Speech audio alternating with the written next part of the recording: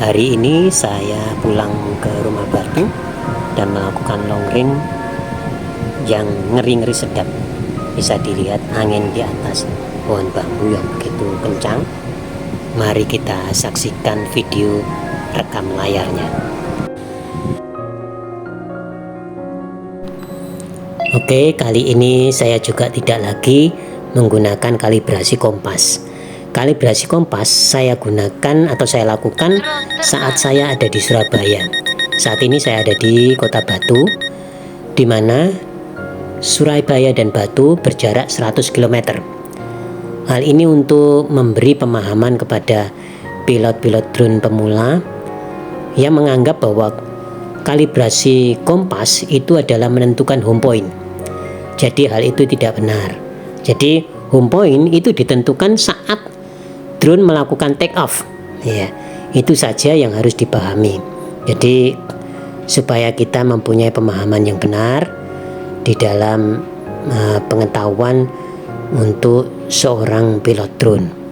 Oke, saat ini pesawat drone mulai bergerak dan angin ternyata membantu untuk bergerak maju dengan cepat. Nah, sebab nanti kita akan melihat di mana pada saat pulang angin melawan arah drone pulang, dan itu yang merupakan kejadian yang cukup bagi saya mengerikan, karena drone juga sempat mengalami jatuh. Artinya jatuh dalam arti ini adalah daya angkatnya hilang.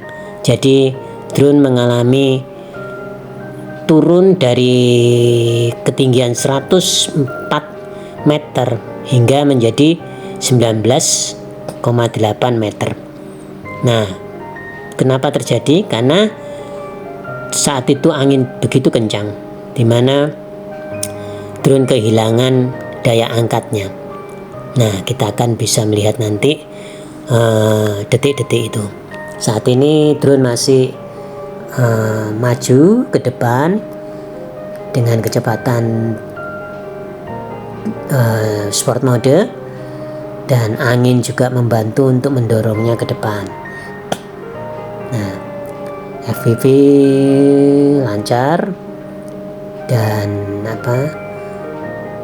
interferensi juga stabil. Satelit juga sudah di atas 20. Jadi semua indikator sudah bagus. Di sini saya terbang melewati lembah karena kebetulan rumah saya ada di tempat yang lebih tinggi. Di sini kita banyak melewati persawahan di kota wisata Batu, dan sebentar lagi kita akan juga menuju ke wilayah penduduk perumahan yang tersebar di lereng gunung. Di situ depan nanti ada juga tower BTS yang akan kita bisa lalui.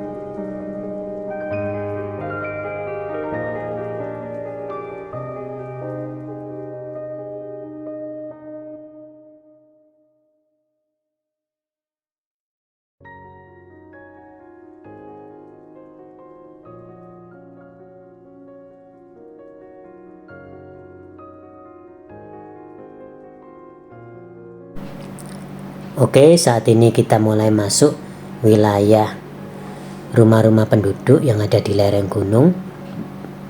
Begitu padat perumahan ini.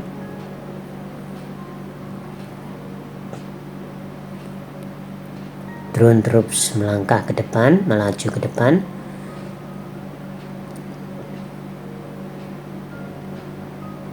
Dalam jarak yang sudah di atas 2000. Meskipun FPV tidak begitu lancar juga, tersendat-sendat sedikit-sedikit. Di bawah sudah ada tower BTS yang kita lewati. Kemudian kita juga akan melewati tower BTS yang kedua di sebelah kiri.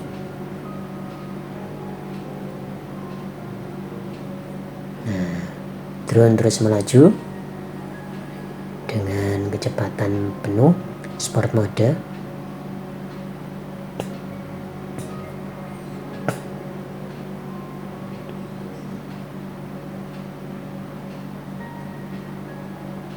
Ya, sudah melebihi 3000 meter dan mulai melalui persawahan lagi. Saat saya terbang ini pada pukul 11, namun cuaca mendung dan hawa di kota wisata Batu ini dingin, jadi enak untuk terbang karena pesawat juga tidak akan terlalu panas.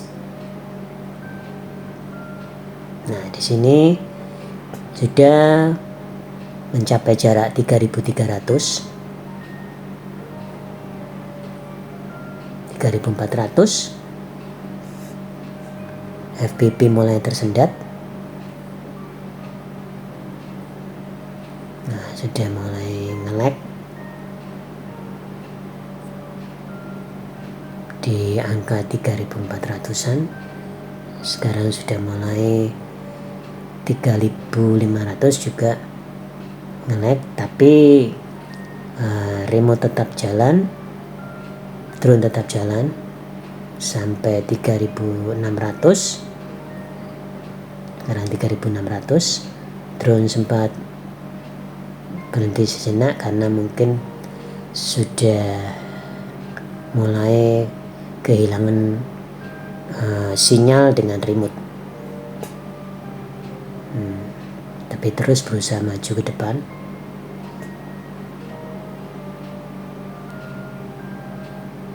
Dan RTH secara otomatis, yaitu di 3672 meter.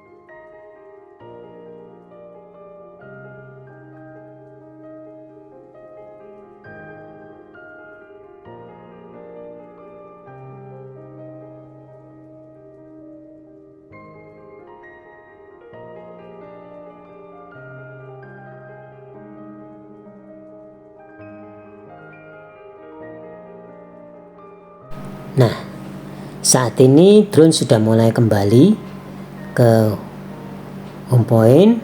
Perhatikan di mana tadi kecepatannya sekitar 33, berapa.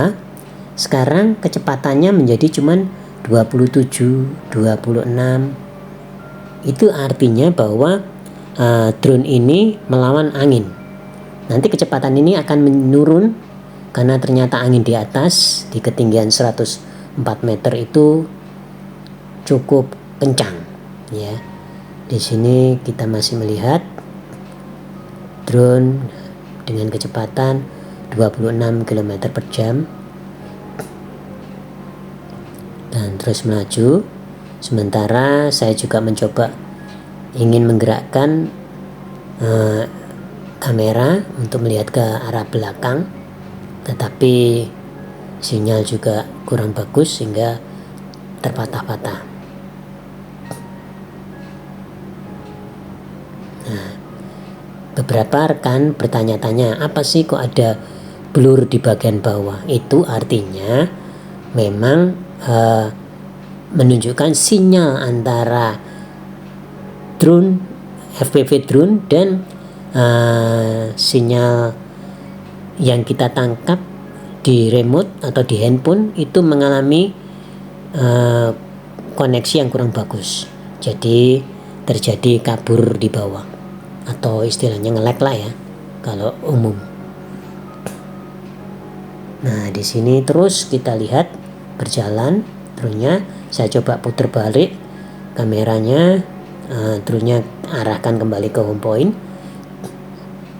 sedikit demi sedikit.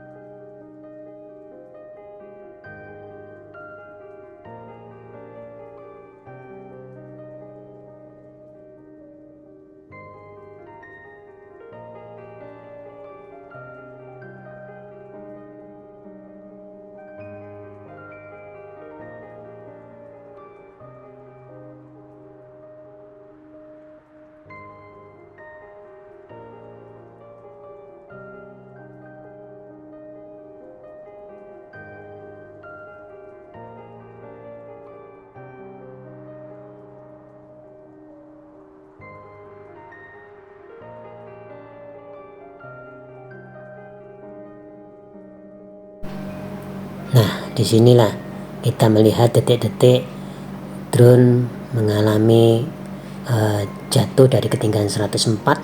Kita lihat di mana kecepatan drone hanya 15, 16, yang artinya kuat sekali. 14, 13, 12, kekuatan angin yang kuat di atas sana. Nah, begitu saya belokkan sedikit, malah terjadi yaitu kehilangan daya angkat pesawat sehingga drone meluncur ke bawah. Ini saya sertakan rekaman asli dari SD card yang cukup mencengangkan, menakutkan juga sih, karena dia turun dengan cepat dari 104 menuju ke 19,8 meter.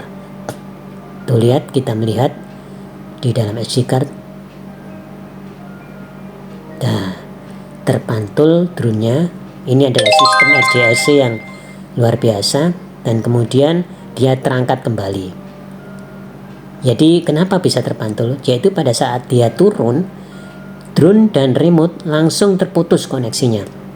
Nah, karena terputus koneksinya, mereka langsung istilahnya RTH kedua kali. Jadi begitu turun, terus kemudian terputus, dia naik lagi, kembali terhubung dengan remote dan istilah. Nah, kita lihat di mana dia mencari sendiri, drone mengarah ke home point-nya.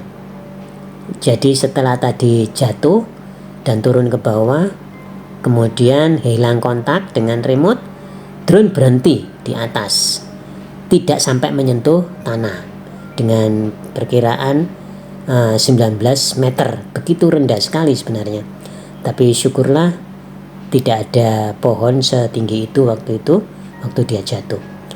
Nah, oke, sekarang kembali lagi, drone naik kembali dan mulai menuju home point-nya. Tetapi angin juga masih begitu kuat, sekitar 17 km per detik, 14, 13, 12. Nah, di sini juga drone mengalami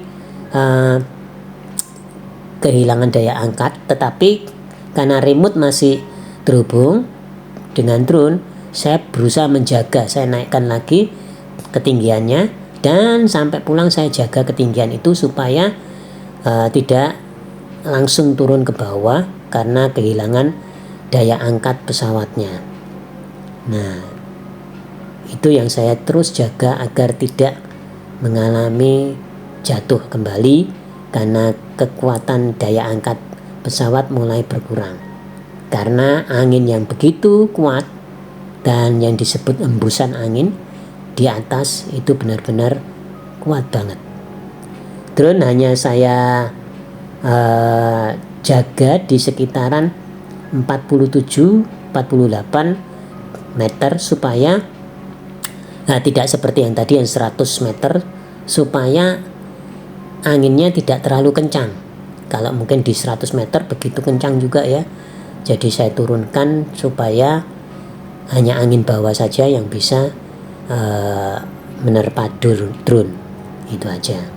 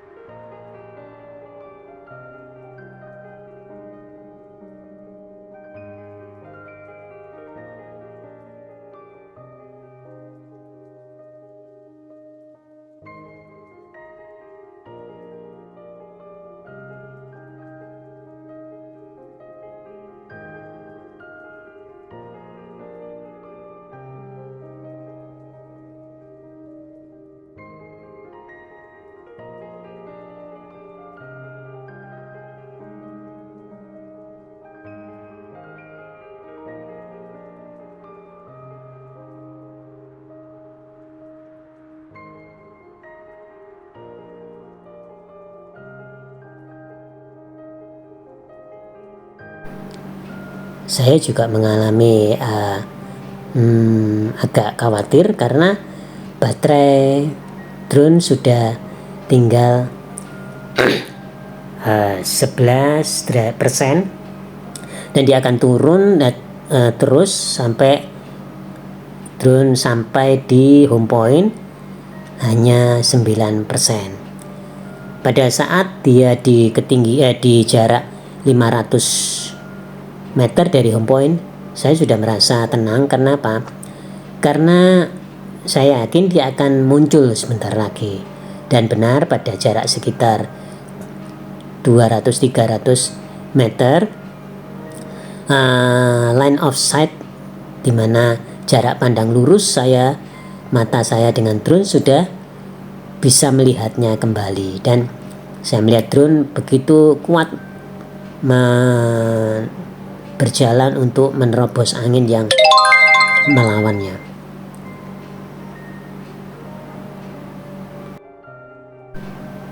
Nah, di sini drone mulai turun, mendarat, dan saya memutuskan untuk segera menangkapnya landing di tangan karena saya melihat baterai sudah menipis dan drone juga sudah mulai agak oleng karena baterai sudah berkurang. Bandingkan dengan drone-drone harga mahal, bahwa drone pasti akan dipaksa mendarat di tempat bukan home point-nya. kalau sudah 9% itu. Sebelum 9% dia akan diturunkan sendiri, dipaksa landing. Sementara SCRC bisa sampai 9% turun di home point-nya. Itulah keunggulannya.